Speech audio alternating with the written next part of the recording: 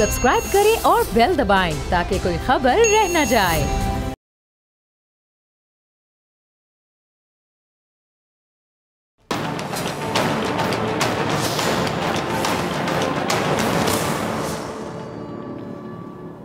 अस्सलाम वालेकुम नाज़रीन, मैं हूं डॉक्टर फ़िज़ा अकबर खान और मैं हूं पाकिस्तान और आप देख रहे हैं पाकिस्तान के सबसे बड़े न्यूज़ चैनल का नंबर 1 प्रोग्राम ऐसे नहीं चलेगा। दोस्ती, यारी और रिश्तेदारी हकीकी ज़िंदगी में तो चल सकती है, लेकिन सियासत में ना तो कोई किसी का दोस्त होता है और ना कोई रिश्तेदार होता है। सियासत में हरीफ होते हैं या फिर हरीफ होते हैं, इसके अलावा कोई चीज़ नहीं होती। या अगर मैं यूँ कह दूँ तो सही होगा कि सियासत में सियासी पंछी अपने अपने मुफादात के घोंसले में जा घुसते हैं और अपना मतलब पूरा होने के बाद सियासी उड़ान भर जाते हैं। अब वज़ीर-ए-आज़म इमरान खान साहब के लिए इस वक्त अपनों का एहतसाब बड़ा इम्तिहान बना हुआ है। वज़ीर आज़म मुल्क में यकसा एहतसाब की पॉलिसी पे चल रहे हैं, ये देखे बगैर कि उसमें उनका भी नुकसान हो सकता है। और वज़ीर आज़म ने इक़्तिदार संभालते ही ये नारा लगाया था, आपको याद होगा कि उनकी जंग करप्शन और करप्ट माफिया के ख़िलाफ़ है। अगर बड़े बड़े मगरमच्छों पर हाथ डालने से हाथ कटता है तो कट जाए, वो एहतसाब के अमल से पीछे नहीं हटेंगे। और ये सिर्फ नारा या दावा नहीं है, हकीकत है। इस पर वज़ीर आज़म साहब की जितनी भी तारीफ़ की जाए मेरे ख्याल से उतनी कम है। अब आप देख लें कि अब एहतसाब का शिकंजा हुकूमती जमात के लोगों के गिर्द भी कसा जा रहा है। वज़ीर आज़म के मुआविन खुसूसी बराए एहतसाब शहजाद अकबर कह चुके हैं कि ऐसा नहीं हो सकता कि दूसरों का एहतसाब किया जाए और अपनों को छोड़ दिया जाए। ये बहुत अच्छी बात है, बल्कि मुल्क में ये बहुत बड़ी तब्दीली है कि पहली हुकूमत है जो ना सिर्फ दूसरों बल्कि अपनों का भी एहतसाब चाहती है। अब आप चीनी स्कैंडल को देख लें, जिसमें बड़े बड़े हुकूमती नाम भी सामने आए और उसके बावजूद वज़ीर आज़म ने उसकी रिपोर्ट को पब्लिक करवाया और ये बिलाशुबा वज़ीर आज़म किया एक जुर्रतमंदाना इक़दाम कह लें। उसी चीनी स्कैंडल की करवाहट ने कह लें कि वज़ीर आज़म और जहांगीर तरीन के ताल्लुक में जहर घोल दिया, क्योंकि चीनी बहरान में जहांगीर तरीन की शुगर मिल्स का भी नाम शामिल है। और जहांगीर तरीन को इस वक्त 3 मुकदमात का सामना है, जिनमें मनी लॉन्ड्रिंग, जाली ट्रांजैक्शंस, फ्रॉड, चीनी सट्टाबाजी शामिल है। और इन केसेस की तहकीकात FIA कर रही है। अब जहांगीर तरीन और इमरान खान को लेकर वो जुमला याद आ रहा है कि दोस्त दोस्त ना रहा, प्यार प्यार ना रहा। और जहांगीर तरीन भी इस बात की दुहाई देते नज़र आ रहे हैं। और पंजाबी में मुझे वो नदीम अफजल चंद साहब का एक जुमला याद आ गया है कि मुख्तारिया हुन गल वध गई है, हुन पहले वाली गल्ला नहीं रही। जहांगीर तरीन ने बिलाशुबा इमरान खान साहब की हुकूमत बनाने में एक बहुत बड़ा किरदार अदा किया, कलीदी किरदार अदा किया, जिससे दूसरे रहनुमाओं ने हुकूमत साजी में, जैसे आपको पता है कि एक अपना हिस्सा डाला है, इसी तरह आप कह लें। और जहांगीर तरीन साहब की इन्हीं कोशिशों की कुछ झलकियाँ हैं हमारे पास एक क्लिप के फॉर्म में, ज़रा चलाइएगा टीम। तो देखा आपने नाजरीन, इसीलिए जहांगीर तरीन साहब को किंग मेकर यानी बादशाहगर का खिताब मिला है। किंग मेकर, इसमें कोई दो राय नहीं कि जहांगीर तरीन साहब के ज़ाती जहाज़ की परवाज से PTI के लिए इक़्तिदार की कुर्सी पर बैठना आसान हो गया। और इसी मामले को लेकर सोशल मीडिया पर बहुत से मीम्स भी वायरल हुए हैं। कौमी असम्बली में तहरीक इंसाफ के नंबर्स कैसे पूरे हुए, इसके पीछे जहांगीर तरीन साहब थे। यही नहीं बल्कि मुस्लिम लीग नून के हमजा शहबाज पंजाब हुकूमत के क़याम से पहले ये दावा करते रहे कि पंजाब में हुकूमत बनाने का हक मुस्लिम लीग नवाज का है। और इस हवाले से उन्होंने एक तवील तरीन प्रेस कॉन्फ्रेंस भी की। लेकिन जहांगीर तरीन साहब ने यहाँ भी अपनी कोशिशों से MPs की गिनती पूरी करके तहरीक इंसाफ को पंजाब का मैदान सर करवा दिया और मुस्लिम लीग नून को सर पकड़ने पर मजबूर कर दिया। उनकी इस काविशों पर वज़ीर-ए-आज़म इमरान खान साहब भी उनके मशकूर होंगे यकीनी तौर पर। अगर जहांगीर तरीन उस वक्त जोड़ तोड़ की सियासत ना करते तो क्या होता, तो खदशा था कि तहरीक इंसाफ शायद मरकज़ और पंजाब में अपनी हुकूमत बना ही ना सकती। इसीलिए वज़ीर-ए-आज़म और जहांगीर तरीन साहब का ताल्लुक और भी मजबूत तर हो गया।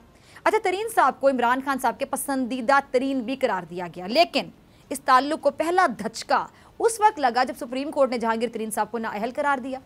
फिर भी जहांगीर तरीन साहब पार्टी इजलासों में ना सिर्फ दिखाई देते रहे बल्कि अपने मशवरों से भी इमरान खान साहब को मुस्तफ़ीद करते रहे। लेकिन फिर एहतसाब की तलवार ने इन दोनों के ताल्लुक में एक लकीर खींच दी। फिर हर तरफ दिखाई देने वाले सबके पसंदीदा तरीन कहीं भी दिखाई ना देने लगे। फिर कुछ वक्त गुजरा, जहांगीर तरीन मंजर पर आए और उन्होंने ये इतराफ़ किया कि अब इमरान खान और उनके दरमियान वो गहरा ताल्लुक नहीं रहा। अब कहने वाले तो ये भी कहते हैं कि जहांगीर तरीन ने इमरान खान और उनकी जमात के लिए अनगिनत कुर्बानियाँ दी, इसलिए उनके साथ एहतसाब के नाम पर जो हो रहा है वो जुल्म हो रहा है, इसके मुस्तहिक नहीं है। लेकिन मेरे ख्याल से एहतसाब के अमल को उनकी सियासी और पार्टी के लिए जिद्दोजहद से जोड़ना शायद दुरुस्त नहीं है, लेकिन राजा रियाज साहब के ख्याल में यही दुरुस्त है। उनका क्लिप देखिएगा जी। तो सुने, आपने सुना कि राजा रियाज साहब जहांगीर तरीन की मोहब्बत में अपनी पार्टी के सरबराह को, जो मुल्क का वज़ीर आज़म भी है, क्या सुना रहे हैं कि वज़ीर आज़म साहब ये ना भूलें कि ये जहांगीर तरीन ही थे जिनकी वजह से आज वो हुकूमत कर रहे हैं। अगर ये ना होते तो आज इमरान खान शायद वज़ीर आज़म ही ना होते। यही नहीं, राजा रियाज साहब के बकौल अगर ये अपना मुस्बत किरदार अदा ना करते तो शायद इमरान खान अरकान का एतमाद का वोट भी हासिल नहीं कर पाते। ये सिर्फ राजा रियाज ही नहीं कह रहे, बल्कि अब PTI के अंदर से दूसरे रहनुमा भी वज़ीर आज़म इमरान खान साहब को ढके छुपे अल्फाज में और खुल्लम खुल्ला भी खबरदार कर रहे हैं कि जहांगीर तरीन पर लटकती तलवार को हटा दिया जाए, क्योंकि एहतसाब नहीं बल्कि इंतकामी कार्रवाई है। और जहांगीर तरीन का अपने इर्द गिर्द MNAs और MPs को जमा करना वज़ीर आज़म को पैगाम दे रहा है कि अभी गेम उनके हाथ में है और गेम ये ऑन हो सकती कभी भी, और वो सियासी शतरंज की चाल चलना अच्छे तरीके से जानते हैं, शायद वो पैगाम दे रहे हैं। अब इस बात का मतलब ये भी निकलता है कि एतमाद ख़त्म हुआ तो फिर वज़ीर आज़म की हुकूमत के लिए मुश्किल हो सकती है, या फिर उनको सियासी महाज पर बड़ा अपसेट भी हो सकता है। कोई और नहीं बल्कि PTI के सीनियर रहनुमा कह रहे हैं कि अगर जहांगीर तरीन को दबाया गया तो वो भुट्टो या मुजीबुर रहमान साबित हो सकते हैं। अब देखना ये कि इस मुश्किल मरहले में वज़ीर आज़म क्या ऐसा करते हैं कि जिससे सांप भी मर जाए और लाठी भी ना टूटे। अच्छा, बेलाग एहतसाब का ख्वाब भी पूरा हो और जहांगीर तरीन के साथ वज़ीर आज़म का ताल्लुक भी कायम रहे। ऐसा होना बज़ाहिर तो बहुत मुश्किल है, लेकिन ऐसा जहांगीर तरीन कर सकते हैं और नामुमकिन को मुमकिन भी बना सकते हैं। और जहांगीर तरीन के बकौल वो इमरान खान और तहरीक इंसाफ के लिए कोई मुश्किल नहीं खड़ा करना चाहते। तो अगर सच में वो ऐसा चाहते हैं तो उनको एहतसाब की भट्टी से गुजरना चाहिए। और अगर जहांगीर तरीन समझते हैं कि वो बेकसूर हैं तो फिर वो अपने आप को बगैर किसी मज़ामत के एहतसाब के अमल से गुजार लें। और अगर वो बेकसूर साबित हो गए तो ना सिर्फ वो अवाम में सुरखरू होंगे बल्कि उनके दोस्त इमरान खान साहब भी अवाम के सामने सुरखरू हो जाएंगे कि उन्होंने सख्त तरीन हालात के बावजूद एहतसाब सबके लिए नारे को सच करके दिखाया है। डराने और धमकाने से किसी एक के लिए नहीं बल्कि सब के लिए मुश्किल हो सकती है। एतमाद का वोट दिलाने और हुकूमत बनाने में अपना किरदार अदा करने का मतलब शायद ये नहीं था कि उसके बदले में मुश्किल वक्त में क्लीन चिट का मुतालबा किया जाएगा। और राजा रियाज साहब भी क्या फरमा रहे हैं कि हम सब वज़रा MNAs और MPs जहांगीर तरीन के साथ खड़े हैं और खड़े रहेंगे इंशाल्लाह, और हम इंसाफ करके रहेंगे। अब अगर वो इंसाफ जो है वज़ीर आज़म पर दबाव डालकर लेना चाहते हैं कि वज़ीर आज़म अपने फैसले पर नज़रसानी करें वरना उनकी हुकूमत को कोई नुकसान पहुंच सकता है, तो फिर मेरी नज़र में जहांगीर तरीन के हामियों का ये रवैया किसी भी तरह से दुरुस्त। जहांगीर तरीन बज़ाते खुद भी एहतसाब के अमल को इंतकाम करार दे रहे हैं और वो इसी वजह से तहरीक इंसाफ से इंसाफ मांग रहे हैं। ज़रा उनका क्लिप देखिए। जी, तो सुना आपने जहांगीर तरीन साहब क्या कह रहे हैं कि अफसोस का मुकाम ये है कि आज हम तहरीक इंसाफ से इंसाफ मांग रहे हैं। मेरे ख्याल से वो तहरीक इंसाफ से नहीं बल्कि उनके सरबराह से इंसाफ मांग रहे हैं।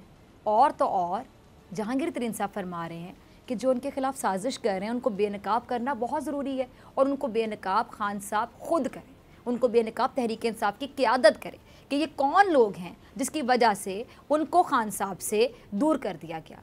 जहांगीर तरीन साहब की एक बात से यहाँ मैं इत्तेफाक करूँगी, और वो बात क्या कि इसमें कोई शक नहीं है कि तहरीक इंसाफ में एक ग्रुप पैराशूटर्स का भी है जिसने वज़ीर आज़म को हर तरह से नुकसान पहुँचाने की कोशिश की, और सियासी तज्ज़ियाकार बार बार वज़ीर आज़म को मशवरा दे चुके हैं कि वो इन पैराशूटर्स की बातों पर कान ना धरा करें बल्कि इनको अपनी सफ़ों से निकाल बाहर करें जल्द अज जल्द, लेकिन ऐसा कुछ होता दिखाई नहीं देता है।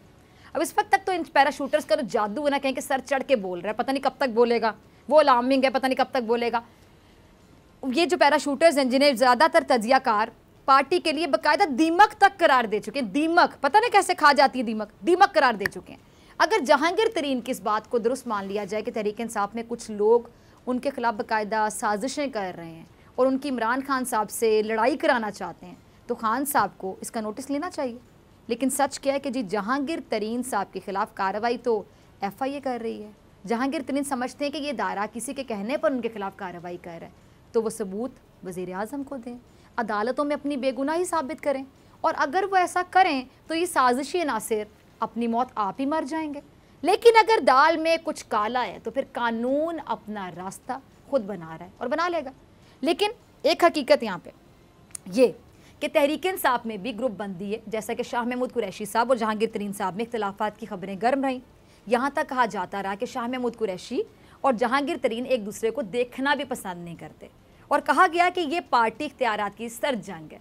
शाह महमूद कुरैशी साहब बिलाशुबा एक सीनियर सियासतदान है, बहुत नाप तोल कर बात करते हैं, लेकिन जब दिल में किसी के लिए मोहब्बत ना हो तो फिर नाप तोल में भी कमी बेशी हो ही जाती है। इसी तरह फिर ये देखने में आया कि जी शाह महमूद कुरैशी साहब ने जहांगीर तरीन साहब का नाम लेकर कहा कि उनको किसी भी पार्टी सरगर्मी में हिस्सा नहीं लेना चाहिए, क्योंकि उनके बकौल मुखालिफिन को बात करने का मौका मिलता है कि एक नाअहल शख्स पार्टी इजलासों में शिरकत कैसे और क्यों कर रहा है। अब जवाब में जहांगीर तरीन साहब ने भी एक ट्वीट दाग दिया जिसमें उन्होंने कहा कि मैं इमरान खान के अलावा किसी को भी जवाब दे नहीं हूँ। अब नाज़रीन, इन दोनों हजरात की लड़ाई की जो मुख्तसर कहानी है वो बताने का मकसद क्या था कि जहांगीर तरीन साहब की बात में कह सकते हैं कि वज़न है कि अगर कोई जमात में उनके खिलाफ साजिश कर रहा है तो वज़ीर आज़म उस साजिश का नोटिस लें और साजिशी नासिर का ख़ात्मा करके जहांगीर तरीन साहब के बकौल अगर कोई इनके साथ नाइंसाफ़ी हो रही है तो उसको रोका जाए। लेकिन जहांगीर तरीन को भी मेरे ख्याल से एक मशवरा देना चाहिए, और वो मशवरा क्या है कि सियासत कुर्बानियाँ भी मांगती है, और आप तो ख़ुद को खान साहब का दोस्त कहते हैं, तो फिर कभी कभी दोस्ती में आपको पता है कि कुर्बानी देनी पड़ती है, क्योंकि दोस्ती भी कुर्बानी मांगती है। जहाँ आपने इतनी कुर्बानियाँ दी हैं वहाँ एहतसाब के अमल से गुजर कर एक और कुर्बानी दे दें, कि यही बहादुरी है। मेरे ख्याल से आपको कुर्बानी देनी चाहिए दोस्ती में, और यही आपके नज़रिए की जीत भी होगी अगर आप गौर करें इस बात पे, जिसके लिए आप इमरान खान साहब के साथ मिलकर जिदोजहद करते रहें। अगर आपका दामन साफ़ है फिर आपको घबराने की ज़रूरत नहीं है। और यहाँ पे एक और पॉइंट नाज़रीन जो मैं आपके साथ शेयर करना चाहूँगी कि जहांगीर तरीन साहब का ये कहना है कि मुझे दुश्मनी की तरफ धकेला, ये एक मायनी खेज़ बात है जो उन्होंने कही है। इसके क्या पहलू हो सकते हैं? क्या जहांगीर तरीन साहब के बागी होने से हुकूमत को, वज़ीर आज़म को कोई फ़र्क पड़ेगा? क्या पंजाब में हम कह सकते हैं कि तब्दीली आ सकती है? ये अहम पॉइंट है। और पीपल्स पार्टी के हसन मुर्तज़ा साहब भी बहुत बाएतमाद होकर पंजाब में तब्दीली की बात कर रहे हैं। सुनिए ज़रा क्या कहते हैं ना आपने। अब नाज़रीन, जहांगीर तरीन साहब का ये बयान कि अगर उनको जमात से अलग किया गया तो फिर तहरीक इंसाफ को फ़ायदा नहीं पहुँचेगा, और उनकी इस बात का क्या मतलब हो सकता है? चलिए इसका जायज़ा लेने की कोशिश करते हैं। अब ज़रा सुनिएगा, हसन मुर्तज़ा साहब पंजाब में तहरीक इंसाफ की हुकूमत को टीका लगाने का दावा कर रहे हैं, लेकिन अब यहाँ पे सवाल उठता है। वो सवाल क्या कि क्या पीपल्स पार्टी ये टीका लगा भी सकती है या नहीं? एक होता है ना कि लगा भी सकती है, नहीं कर भी सकती है कि नहीं। हसन मुर्तज़ा साहब का ये कहना कि जी पंजाब में इन हाउस तब्दीली की सूरत में अवाम को ईद का तोहफ़ा दिया जाएगा, इस पर सवाल उठता है कि ये कैसे मुमकिन होगा। पंजाब में तो पीपल्स पार्टी की नुमाइंदगी अगर मैं कहूँ कि ना होने के बराबर है, तो आप अग्री करेंगे। और दूसरा, इन हाउस तब्दीली को लेकर मुस्लिम लीग नून और पीपल्स पार्टी में हमने देखा कि पहले डेडलॉक देखने में आया है, और पीपल्स पार्टी बाज़िद थी कि वज़ीर आला पंजाब का ताज काफ लीग के सर पर सजाया जाए, लेकिन नून लीग बाज़िद थी कि पंजाब में चूँकि उसकी अक्सरियत है इसलिए ये नहीं हो सकता कि पंजाब की बादशाहत 10 नशिस्तों वाली जमात के सपुर्द कर दी जाए। तो फिर पीपल्स पार्टी पंजाब में तब्दीली कैसे ला सकती है? और अंदर की खबर रखने वाले इस दावे के ताने बाने जहांगीर तरीन की नाराज़गी के साथ जोड़ रहे हैं। अच्छा, फ़र्ज़ करें अगर जहांगीर तरीन दुश्मनी की तरफ चले जाते हैं तो फिर हसन मुर्तज़ा की बात दुरुस्त हो सकती है। और अगर मुस्लिम लीग नून में से हमज़ा ग्रुप, मुस्लिम लीग काफ और जहांगीर तरीन ग्रुप मिल जाए तो फिर पंजाब में तहरीक इंसाफ की हुकूमत ख़तरे में पड़ सकती है। सिंपल सी बात। और शहला रज़ा साहिबा, उन्होंने भी ट्वीट किया था कि जहांगीर तरीन के पीपल्स पार्टी से राब्ते हैं और वो जल्द पीपल्स पार्टी में शामिल हो जाएंगे, लेकिन बाद में ये ट्वीट उनके अकाउंट से डिलीट कर दिया गया। शायद पीपल्स पार्टी की आला क़यादत ने उनको इस हवाले से बात करने से रोक दिया हो। और अगर ये सच है तो फिर जहांगीर तरीन का मामला आप वो समझ लें कि एक अनार 100 बीमार वाला होगा, और दोनों बड़ी जमातें यानी नून लीग और पीपल्स पार्टी जहांगीर तरीन का हाथ थामने की तलबगार होंगी, क्योंकि दुश्मन का दुश्मन क्या होता है? दोस्त होता है। इसीलिए बड़ी डिमांड भी बढ़ गई तरीन साहब की ऑपोजिशन में। अच्छा, राना सनौला साहब का क्लिप होगा, चलाइएगा। अच्छा जी, जहांगीर तरीन हुकूमत गिराने में अहम किरदार अदा कर सकते हैं, इसीलिए अब नून लीग की नज़र आप कह लें कि उन पर लग गई है। हालांकि वही नून लीग है ना, मैं आपको याद करवाऊँ, जो जहांगीर तरीन साहब को क्या कहती थी? इमरान खान साहब की ATM मशीन कहती थी। जब जहांगीर तरीन कुछ अरसे के लिए लंदन चले गए तो मुस्लिम लीग नून ने यह तनकीद भी करना शुरू कर दी थी। आपको याद होगा कि कप्तान ने अपने खिलाड़ी को मैदान से भगा दिया। अब नून लीग उसी जहांगीर तरीन की हामी बन गई है। कैसे? समझ आ रही है आपको नाजरीन? अब नून लीग को जहांगीर बुराई नज़र नहीं आ रही। अब देखें कि ये जो ऊँट है ये आखिर किस करवट बैठता है। जहांगीर तरीन क्या फ़ैसला कर सकते हैं, क्योंकि पार्टी में रहकर पार्टी पर इल्ज़ाम लगाने का सिलसिला अब नहीं चल सकता, क्योंकि अब ऐसे नहीं चलेगा। मिलते हैं ब्रेक के बाद।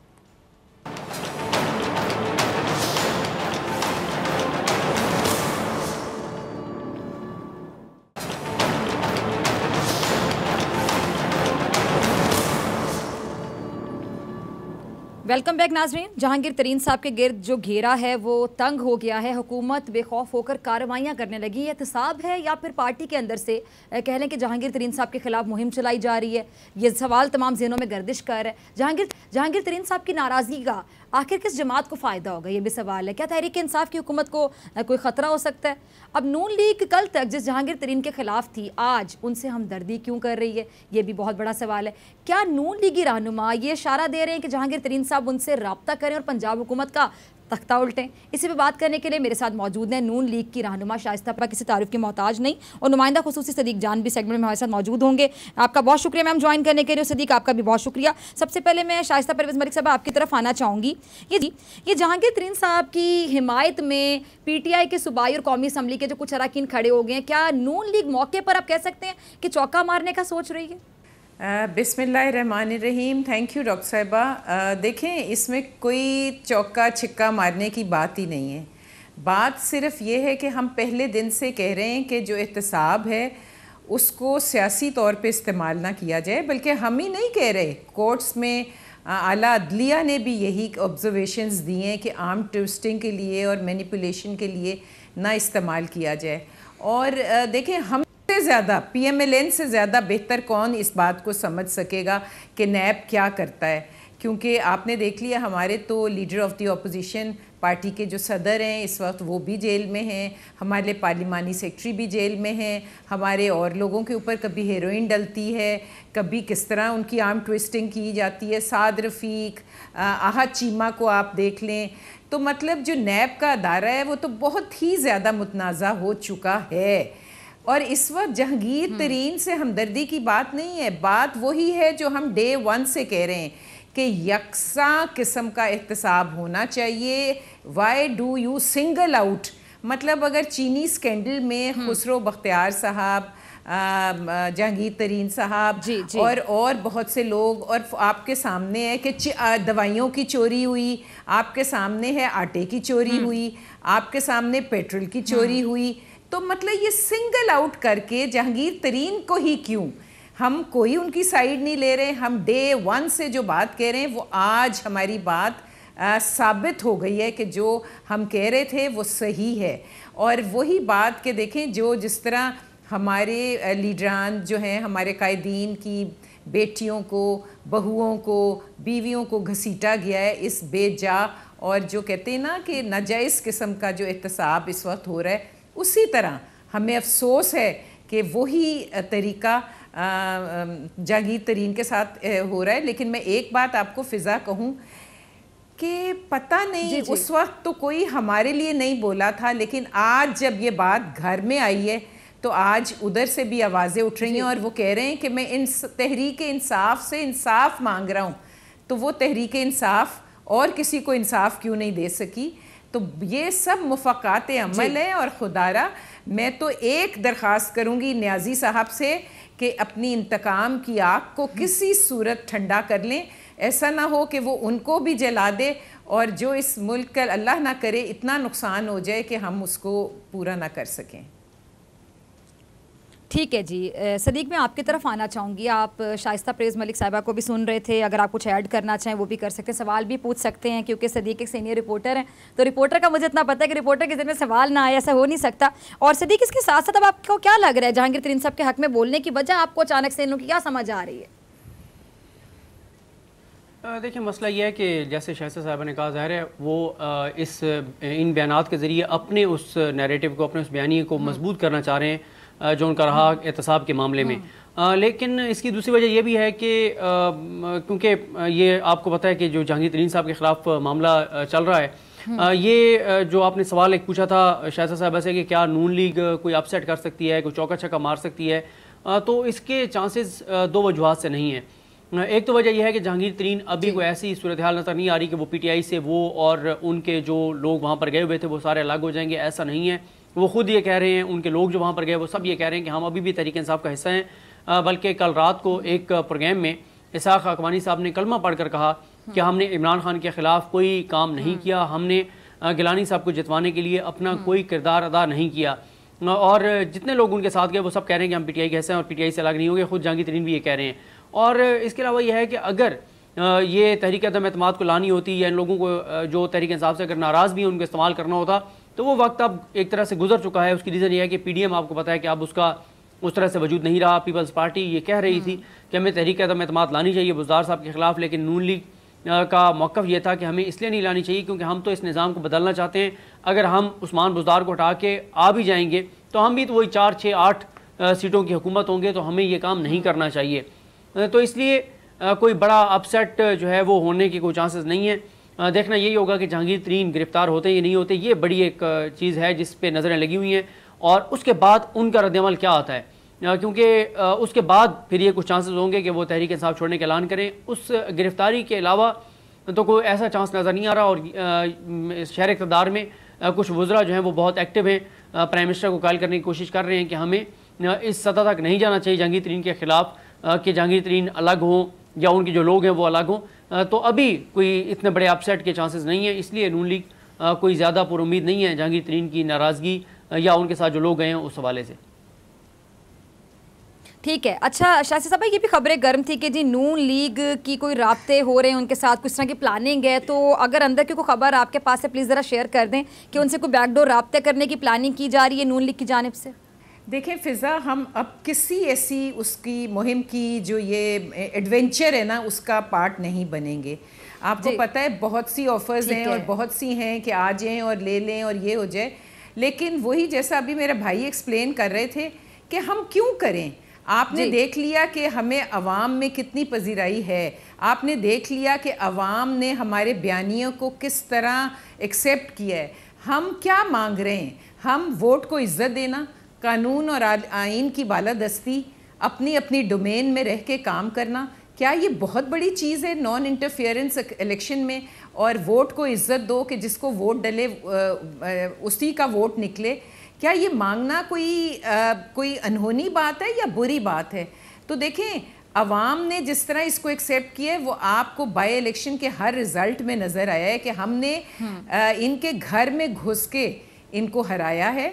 तो दैट शोज़ मतलब कि जितनी जगह बाई इलेक्शंस हुए, आपने देख लिया कि डस्का में किस तरह पोलिंग एजेंट्स गायब कर दिए गए, किस तरह वोट के थैले लेके लोग भाग रहे हैं, किस तरह सारा दिन हरासा वोटर को किया गया, किस तरह वोट चोरी हुई। बात वही जो हम देखें, मैं आपको एक बात कहूँ, मियाँ नवाज शरीफ विंडिकेट हो गए हैं। उन्होंने जो कुछ कहा वो आज आपके सामने है। जब हमने कहा था कि आरटीएस किस तरह बंद हुआ, जब हमने कहा कि हमें रिज़ल्ट्स नहीं दिए, कच्ची पर्चियों पे रिज़ल्ट दिए गए, जब हमने कहा कि पोलिंग एजेंट्स को बाहर निकाल के काउंटिंग हुई, जब हमने कहा तो उस वक्त किसी ने नहीं माना। आज आपकी कैमरे की आंख ने, आज आप लोगों ने, और मैं I am grateful to our media कि उन्होंने विजिलेंट होके एक एक इंसिडेंट को दिखाया है और लोगों ने अपने वोट का पहरा दिया है। ये मियाँ नवाज शरीफ का बयानिए की पजीराई है जी। ये उनके बयानियों को लोगों ने एक्सेप्ट किया है कि लोगों ने अपनी वोट की हिफाजत भी की है और लोग अपने पहरा भी दिया है। और बावजूद इतनी स्कीम्स हुई, उसके बावजूद आपने देखा कि उनको कोर्ट जाना पड़ा, बहुत हंगामे हुए कि नहीं, लेकिन इलेक्शन कमीशन ने कहा कि ये वोट पूरे हलके में होगा। तो फ़िज़ा, बात सिर्फ इतनी है कि हमें समझना है और अब वक्त आ गया है। हम जहांगीर तरीन जो अपने साथ MPAs और MNAs लेके घूम रहे हैं और पैगाम देना चाहते हैं अपने साथी, कभी दोस्त, जो अब वो कह रहे थे मुझे दुश्मनी की तरफ ना धकेलो, उसको पैगाम देना चाहते हैं कि तुम्हारे लिए मैंने अपना हेलीकॉप्टर रिक्शा की तरह चलाया था और हर जगह से लोगों को मैं भर भर के लाया था और आज तुम हुकूमत मेरी वजह से कर रहे हो। तो ये देखो, मेरे राइट भी MNAs खड़े हैं और मेरे लेफ्ट पे MPAs खड़े हैं और दोनों हुकूमतें, सूबे की भी और फेडरल की भी, मेरी जेब में हैं। तो डरो उस वक्त से जब तुम मुझे धकेल रहे हो जिस तरफ, उस तरफ मैं ना चला जाऊं। तो हम तो बैठ के ये तमाशा देख रहे हैं क्योंकि आने वाला वक्त PMLN का है इंशाल्लाह, और आप देखेंगे कि लोग किस तरह मियाँ नवाज शरीफ को लाएंगे और किस तरह PMLN की हुकूमत बनेगी। ये आने वाला वक्त आपको बताएगा। ठीक है जी। अच्छा सदीक, आप कैसे देख रहे हैं इस पूरी सिचुएशन को? जैसे कि उन्होंने बताया कि वो रिक्शे की तरह वो चलाते रहे जहाज़ को, और ये जो अराकीन का जहांगीर तरीन साहब के साथ खड़ा होना है, हुकूमत क्या कहती है कि सिर्फ ज़ाती हैसियत में है, और अगर शहजाद अकबर साहब इस पोजीशन पर ना होते तो वो भी जाते, इस पर क्या कहेंगे आप? देखें, ये तो मामला ये आज डिस्कशन रही यहाँ पर तहरीक इंसाफ के हलकों में कि क्या करना चाहिए। जो 7 लोग हैं लेकिन अभी वो किसी फैसले पर नहीं पहुँच सके, किसी नतीजे पर नहीं पहुँच सके। 2 तरह की आरा हैं। एक राय ये थी कि इन लोगों से वजाहत तलब की जानी चाहिए, लेकिन अक्सरियत की राय ये थी कि नहीं, हमें ऐसा कोई इक़दाम नहीं करना चाहिए। जब उन्होंने कोई ऐसी बात नहीं की, ना टॉक शोज़ में, ना वहाँ खड़े होकर के हम तहरीक इंसाफ के ख़िलाफ़ हैं, तो इसलिए कोई कदम ना उठाया जाए। लेकिन मेरा ख्याल है कि हम शाइस्ता साहिबा की मौजूदगी का फ़ायदा उठाते हैं कि शाजिया मरी साहिबा बार बार मुस्लिम लीग नून से पूछ रही हैं कि आप तो कहते थे कि फ़ौरन इस्तीफ़े देने चाहिए और आप हमें चार्जशीट कर रहे हैं कि ये पीपल्स पार्टी पीछे हट गई है। तो शाइस्ता साहिबा शाजिया ता मरी साहिबा बार बार पूछ रही हैं मुस्लिम लीग नून से कि आप कब इस्तीफ़े दे रहे हैं, ईद से पहले दे रहे हैं, माह रमज़ान में दे रहे हैं, ईद के बाद दे रहे हैं, कब दे रहे हैं। तो मेरे ख्याल ये हमें शाइस्ता साहिबा से पूछ लेना चाहिए कि नून लीग कब इस्तीफ़े दे रही है। ये पीपल्स पार्टी बार बार उनसे पूछ रही है। जी शाइस्ता साहब, मेरी बात सुने। बात इस्तीफ़ों की जबी थी कि हम लॉन्ग मार्च पे जाते और इस्तीफ़े साथ लेकर जाते, क्योंकि विदाउट इस्तीफ़े लॉन्ग मार्च की कोई अहमियत नहीं थी कि क्या आप वहाँ पे जाते, बैठते, शो ऑफ पावर करते और उठ जाते। नहीं, वहाँ पे इफ़ेक्टिव होना था कि इस्तीफ़े साथ होते। लेकिन देखें, पीपल्स पार्टी ने अग्री नहीं किया। अगर अग्री नहीं किया तो हमने तो देखें, ये फोरम क्यों बना है, एक म्यूचुअल अंडरस्टैंडिंग से बना था, एक इत्तेमाद से बना था और एक दूसरे को कन्विंस करने के लिए। और क्योंकि मंजिल एक है, राहें जुदा हो सकती हैं उस मंजिल पे पहुंचने के लिए, लेकिन मंजिल सबकी एक है। तो वहाँ पे जब पीपल्स पार्टी ने कहा कि इस्तीफ़े नहीं, तो देखिए इस्तीफ़े हमें पता है कि अगर हम इस्तीफ़े दे भी देंगे तो हुकूमत तो नहीं घर जाएगी ना। तो इस्तीफ़े यूज़ होने थे हुकूमत को घर भेजने के लिए। और अगर पीपल्स पार्टी आज हमसे पूछ रही तो उनसे पूछें कि हम तो पहले इलेक्शन में भी नहीं जा रहे थे, लेकिन पीडीएम के प्लेटफॉर्म पे उन्होंने कन्विंस किया और हमें बात सही लगी और हम कन्विंस हुए तो हम इलेक्शंस में गए थे ना। तो इसलिए ये कहना कि अब हम क्यों नहीं दे रहे, तो हम इसलिए नहीं दे रहे कि हमारा जो मकसद होगा वो अभी उस मकसद पे हम पहुंचे नहीं हैं, उस मंजिल पे हम पहुंचे नहीं हैं जिस मंजिल पे पहुंचने के लिए हमें इस्तीफे देने थे। जब वो मंजिल आएगी, जब वो मंजिल आएगी फिजा, तो हम दे देंगे।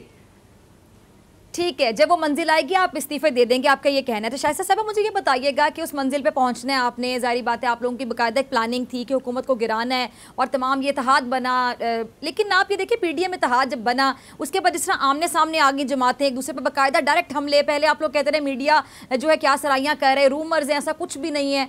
PMLN भी कहती रही, पीपल्स पार्टी भी, अब तो सामने आ गए, सब कुछ खुलकर सामने आ गया। इससे एक तो अवाम को ज़रा बताइएगा क्या मैसेज जाता होगा, वो अवाम जिसके लिए आप सब निकले थे इत्तेहाद बना के, अवाम तो यही कहेगी ना कि इन्होंने हुकूमत को क्या गिराना है, ये तो आपस में एक नहीं। और दूसरा, हुकूमत को आप लोगों ने कितना ई जोन में डाल दिया कि हुकूमत कितनी रिलैक्स हो गई कि ये तो आपस में एक नहीं, कि हमें क्या गिराएंगे। देखिए फिजा, ये बात आपकी साइकोलॉजिकली आपने हुकूमत को कितना आसानी में जी देखिए ना, कितना आप एक ऐसे जोन में भेज दिया हुकूमत को कि साइकोलॉजिकली नफ्सियाती तौर पे हुकूमत आप लोगों का प्रेशर नहीं लेगी, आपके अंदर के लोग भी मान रहे हैं। जी देखिए फिजा, पहली बात तो ये कि बिल्कुल आपकी बात सही है कि अवाम की अदालत में, कटहरे में तमाम पार्टीज़ खड़ी हैं और जब वो जाएंगी इलेक्शंस में तो अवाम इंशाल्लाह ये फ़ैसला करेगी कि किसने उनके वसी तर मुफाद को नज़रअंदाज किया और किसने पीडीएम की जो फोरम है उसको नुकसान पहुंचाया। देखें, ये तो अवाम फैसला करेगी। लेकिन आपने जो बात दूसरी कही थी कि दूसरा आपने क्या पूछा था, प्लीज़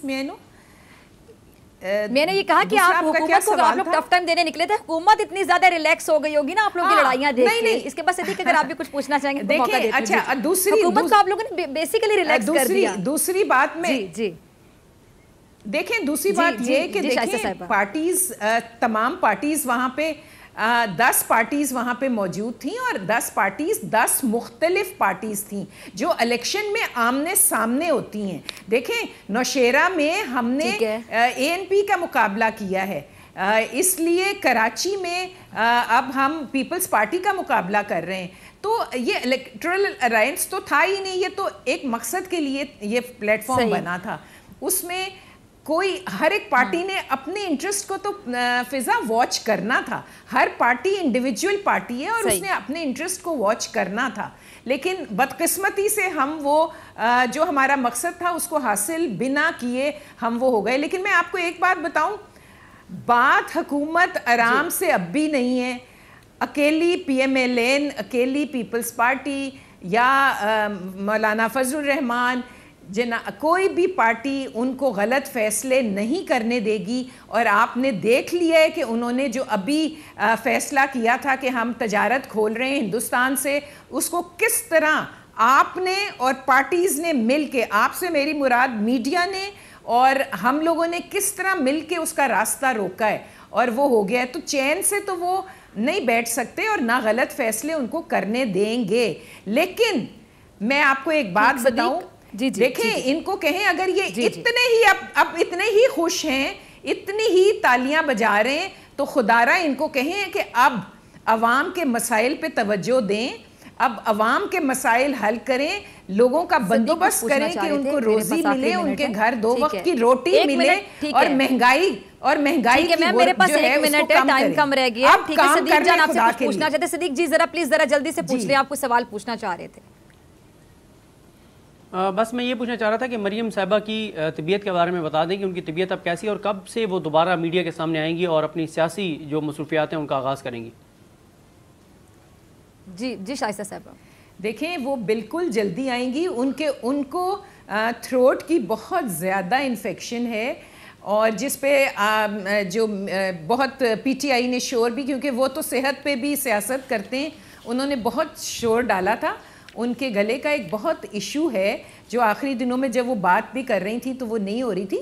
इंशाल्लाह वो सियासत में हैं, सियासत में रहेंगी और इंशाल्लाह फ्रंट लाइन से वो लीड भी करेंगी इंशाल्लाह। ठीक है शाइस्ता साहबा, बहुत शुक्रिया आपके वक्त के लिए। सदीक जान आप मेरे साथ ही मौजूद हैं और ब्रेक अपनी बड़ी खबर शेयर करेंगे नाज़रीन आपसे।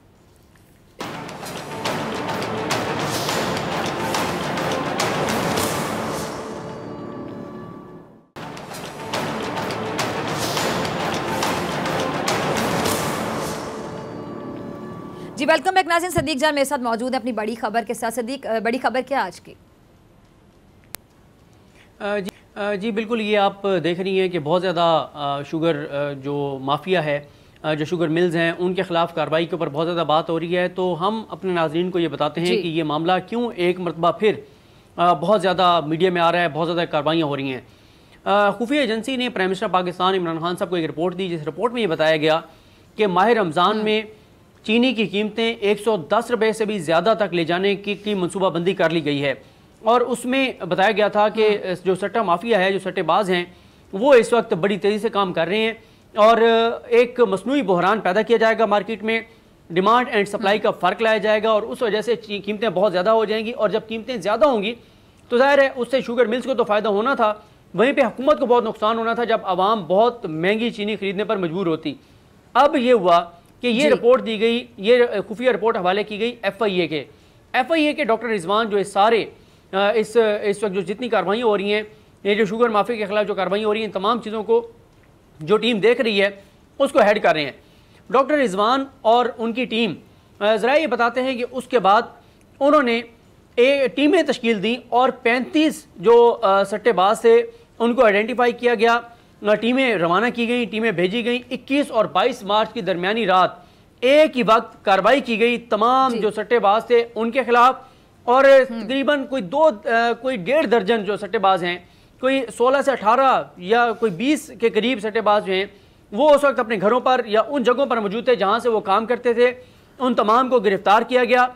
उनको जब गिरफ्तार किया गया तो उनके पास से जो लैपटॉप मिले, जो व्हाट्सएप ग्रुप मिले, जो चीज़ें मिली, उस पर व्हाट्सएप ग्रुप्स में उस वक्त लाइव सट्टा जारी था।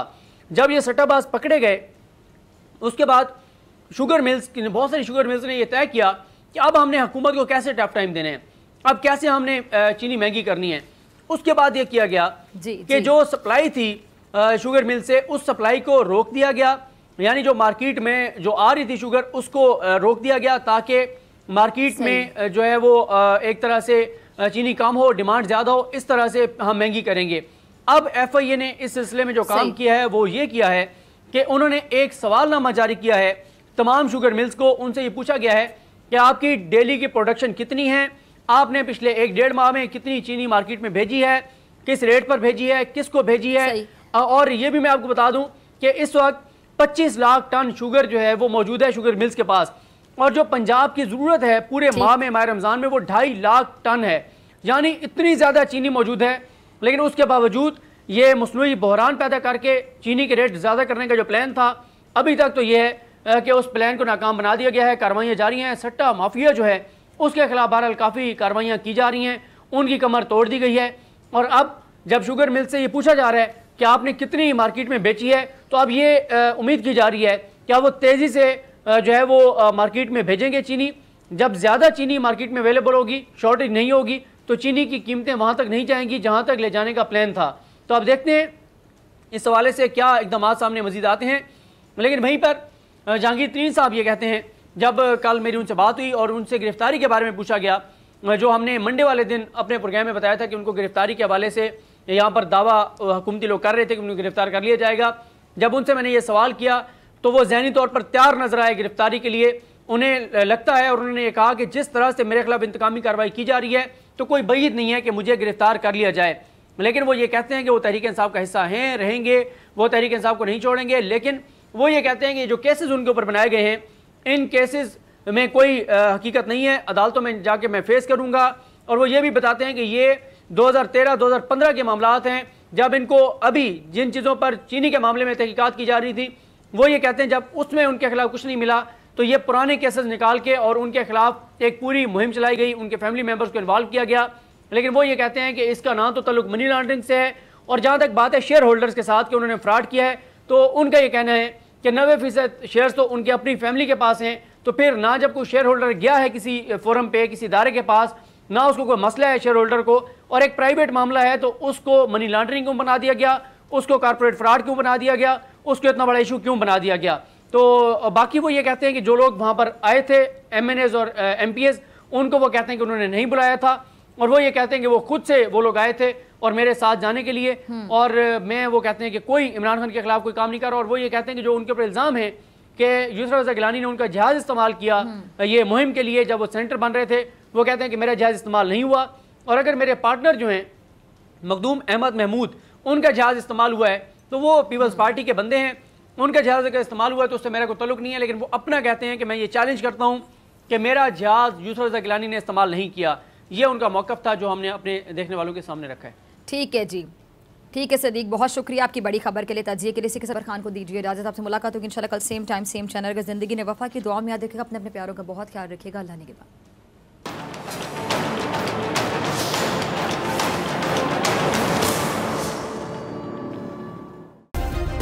सब्सक्राइब करें और बेल दबाएं ताकि कोई खबर रह न जाए।